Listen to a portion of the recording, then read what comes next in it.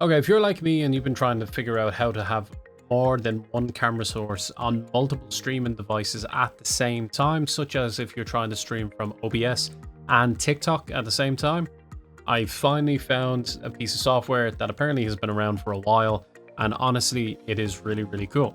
So what the software does is that it creates a virtual camera for you, and with that virtual camera, it gives you an unlimited source. It doesn't matter if you have it open in OBS, if you have it open in the source itself, or even on the TikTok apps, or even on Discord while you are live streaming, this is going to work for you 100%. Like for example, if I have this camera here, I know you can't have multiple instances of the same camera source.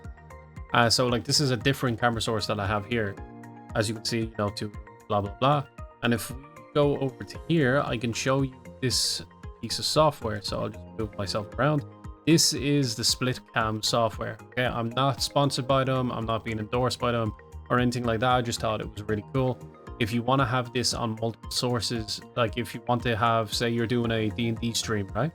You have your stream on Twitch, TikTok, wherever, but also you have it operating in Discord. This will allow you to use the virtual camera and you'll be able to have it seamlessly play within both Discord, on the TikTok live apps, or even on OBS.